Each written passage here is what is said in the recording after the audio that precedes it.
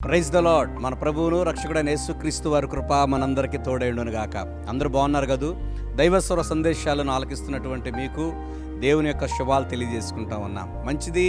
ఈ దినమున యొక్క మన యొక్క వర్తమానము కృతజ్ఞత చెల్లించుడి, దేవునికి స్తోత్రం కలుగును గాక. మంచిది. ఈ యొక్క చక్కని సమయంలో మనం ఉన్నాం. మరి గత కాలం నుంచి కూడా దేవుడు మనల్ని కాచి కాపాడుతూ అనేక రీతిలుగా మనల్ని ఆయన బలపరుస్తూ ఉన్నారు. మరి అటువంటి దేవునికి మనం ఏం చేయాలంటే కృతజ్ఞత కలిగి ఉండాలి.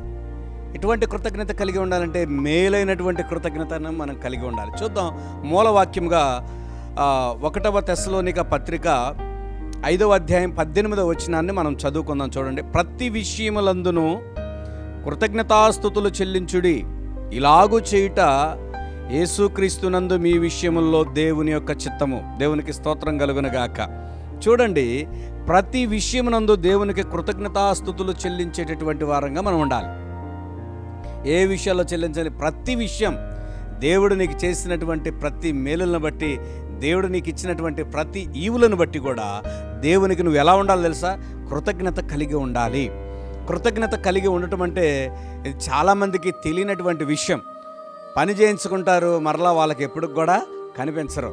అవసరానికి ఏదన్నా వాళ్ళ దగ్గర నుంచి వస్తువో ధనమో తీసుకుంటారు, మరలా తిరిగి అప్పటికి వాళ్ళకి కనిపించరు. కృతజ్ఞత అనేది చాలా అవసరం అండి. కృతజ్ఞత లేని వారిగా మనం ఉండకూడదు. చాలామంది భూమి మీద కృతజ్ఞత లేని వారుగానే ఉంటారు. మేలు పొందిన తర్వాత మేలు చేసిన వానికే కీడు చేయడానికి సిద్ధపడేటటువంటి రోజుల్లో మనం ఉన్నాం. కానీ ఈ నూతన సంవత్సరంలో నేను మీకు దైవ సేవకుడిగా చెప్తున్న మాట ఏంటంటే, మీరు ఎలాంటి వారుగా ఉండాలంటే ప్రతి విషయంలోనూ కృతజ్ఞతలు చెల్లించేటటువంటి వారుగా ఉండాలి. అది మనుషులకైనా దేవునికైనా కృతజ్ఞత కలిగి ఉండాలని ఈరోజు దైవ లేఖనం సెలవిస్తూ ఉంది. ఎందుకంటే మన చుట్టూ కూడా ఎంతోమంది మనకు ఉపయోగపడుతూ ఉంటారు, ఎన్నో రకాలుగా మనకు ఉపయోగపడుతూ ఉంటారు. వారందరిని కూడా మనం గుర్తుపెట్టుకొని వాళ్ళకి మనము కృతజ్ఞత తెలియచేయాలి. కన్నందుకు తల్లిదండ్రులకు కృతజ్ఞత తెలియచేయాలి, పెంచినందుకు వారికి కృతజ్ఞత తెలియచేయాలి, నీకు విద్యాబుద్ధులు నేర్పించినటువంటి టీచర్స్కి కృతజ్ఞత తెలియచేయాలి, మందిరంలో చక్కని దేవుని మాటలు తెలియజేస్తున్నటువంటి, నేను దేవుని బాటలో నడిపిస్తున్న సేవకులకు కృతజ్ఞత తెలియచేయాలి, నిన్ను ఆత్మలో బలపరుస్తున్నటువంటి నీ తోటి విశ్వాసులతో నువ్వు కృతజ్ఞత కలిగి ఉండాలి. దేవునికి స్తోత్రం కలుగునుగాక. ఇలాగ చేయటం దేవుని చిత్తం.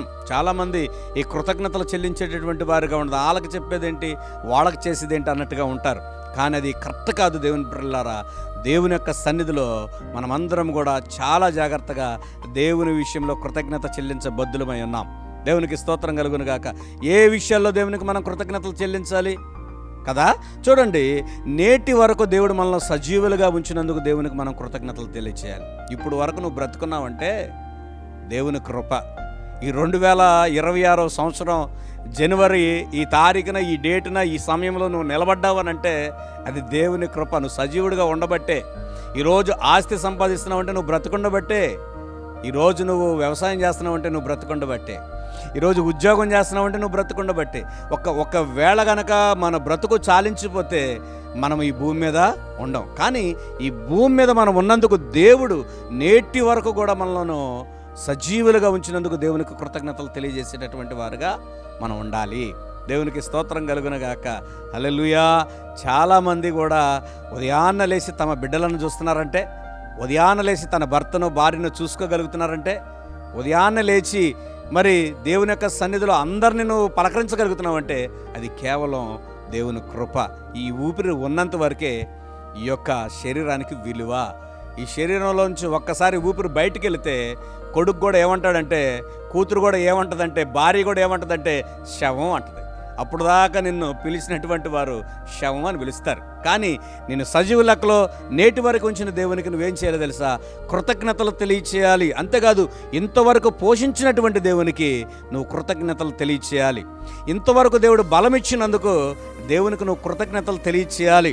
ఇంతవరకు నిన్ను దేవుడు క్షమించి నడిపించినందుకు దేవునికి నువ్వు కృతజ్ఞతలు తెలియచేయాలి. అంతేకాదు, ఆఖరిగా ఒక మాట చెప్తాను, అన్ని వైపుల నుంచి వచ్చినటువంటి కీడులన్నిటి నుంచి కూడా దేవుడు నిన్ను, ఆపదలన్నిటి నుంచి కూడా దేవుడు నిన్ను కాపాడినందుకు దేవునికి నువ్వు కృతజ్ఞతలు తెలియచేయాలి. దేవునికి స్తోత్రం కలుగునుగాక. నువ్వు ప్రయాణిస్తున్నప్పుడు ఎటువంటి వాహనాల మధ్యలో మనం వెళ్తున్నాం? ఈ రోజుల్లో ఎంత భయంకరమైనటువంటిదో ప్రయాణం అంటే. కనుక దేవుని ప్రియమైనటువంటి వారులారా, దేవుడు నీకు ఇచ్చినటువంటి కృప సజీవ లెక్కలో దేవుడు నేను పెట్టినందుకు దేవునికి నువ్వు ఎలాగ ఉండాలంటే అన్ని విషయాల్లో దేవునికి కృతజ్ఞతలు తెలియజేసేటటువంటి వారుగా ఉండాలని దైవ లేఖనం సెలవిస్తూ ఉంది. దేవుడు మిమ్మల్ని నిండారులుగా దీవించినగాక, అట్టి ధన్యతలో దేవుడు మిమ్మల్ని నడిపించినగాక. కృతజ్ఞత కలివారుగా ఉండారండోయ్. గుర్తుపెట్టుకోండి, కృతజ్ఞత లేనటువంటి వారుగా మనం ఉండకూడదు. దేవుడు నిన్ను బహుగా ఆశీర్వదించినగాక. ప్రార్థన చేసుకుందాం. మమ్ములను మిక్కిలిగా ప్రేమిస్తున్న మా ప్రియ పరలోక ప్రభువా, మీకు వందనాలు, స్తోత్రాలు.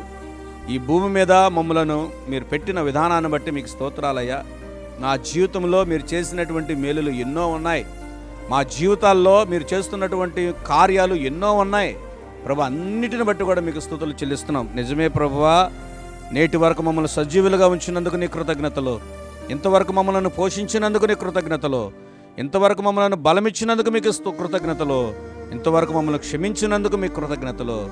అంతేకాదు నాయన, అన్ని వైపుల నుంచి వస్తున్నటువంటి ప్రమాదాల నుంచి, ఇరుకుల నుంచి, ఇబ్బందుల నుంచి మమ్మల్ని కాపాడి రక్షిస్తున్నందుకు మీకు కృతజ్ఞతలు. నిండైన దీవులతో నీ బిడ్డలను నింపండి. కృతజ్ఞత కలిగి జీవించే కృపను మా అందరికి అనుగ్రహించమని, సమస్త మహిమ, ఘనత, ప్రభావాలు నీకు ఆరోపిస్తూ నిండార్లుగా నీ బిడ్డలు దీవించి వర్ధలింపచేయమని మా ప్రభువును రక్షకుడైన యేసుక్రీస్తు వారి పేరిట ప్రార్థించి పొంది ఉన్నాము తండ్రి. ఆమేన్. God bless you. దైవ స్వర సందేశాలు ఆలకిస్తున్న మీరు దీవించబడుతున్నారనేటటువంటి వర్తమానాలను బట్టి, మెసేజ్లను బట్టి ప్రభువుని ఎంతగానో నేను స్తుతిస్తూ ఉన్నాను. దేవుడు మిమ్మల్ని నిండార్లుగా దీవించినగాక. ఈ నూతన సంవత్సరంలో నూతనమైనటువంటి కార్యాలు మీ జీవితంలో దేవుడు చేయి పట్టి నడిపించునుగాక. ఆమేన్. God bless you.